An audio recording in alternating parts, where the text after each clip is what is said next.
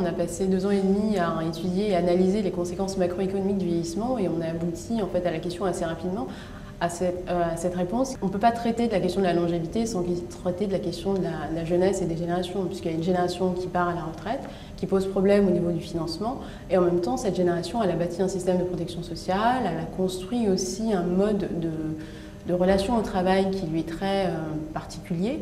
Et aujourd'hui, on est sur la fin d'un modèle. Donc se pose la question du financement de ce système, mais se pose aussi la question des conditions de financement de ce système. Donc qui paye?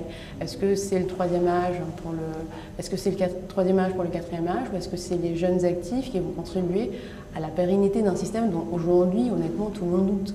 Donc la vraie question, c'est comment est-ce qu'on rebâtit tout un contrat générationnel, du lien générationnel entre les jeunes, les actifs, les retraités et puis ce qu'on appelle aujourd'hui le quatrième âge, sur une période de vie qui est aujourd'hui évidemment beaucoup plus longue. Donc le choc de la longévité fait vaciller quasiment tous les équilibres sur le cycle de vie, période active, période d'éducation, période de formation, et puis ce qui a été considéré auparavant comme une période de retraite un peu oisive, elle devient aujourd'hui une retraite plutôt active.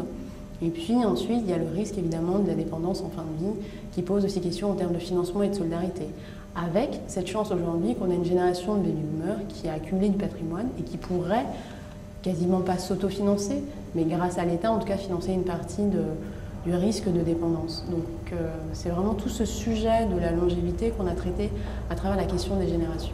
C'est vrai que jusqu'à aujourd'hui, on entendait beaucoup parler des guerres des générations, que les seniors avaient capté effectivement avaient aujourd'hui un patrimoine assez important, 70% des seniors sont propriétaires, et puis de l'autre côté, on a 900 000 jeunes qui sont sans emploi et sans formation. Donc on peut craindre une guerre des générations si on projette les tendances en se disant aujourd'hui, il y a 20% de retraités qui captent 20% de PIB en termes de retraite. Est-ce que demain, si on fait une règle de 3, est-ce qu'on risque d'avoir 30% de retraités avec 30% de PIB? Alors que la jeunesse aujourd'hui a une difficulté à s'insérer et que finalement c'est aussi elle qui va payer en partie les retraites.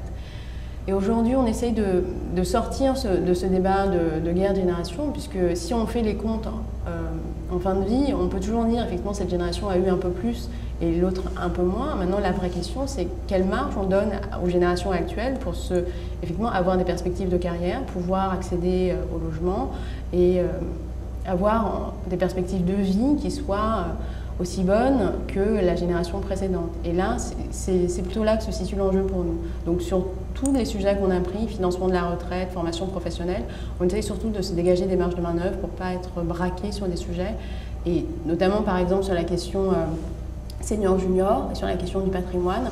On essaye de pousser pour une plus grande liquéfaction du patrimoine, puisque la génération des seniors aujourd'hui a plus de patrimoine et qu'elle peut s'en servir pour financer le quatrième âge ou aussi pour transmettre plus rapidement à une génération de jeunes qui en a besoin.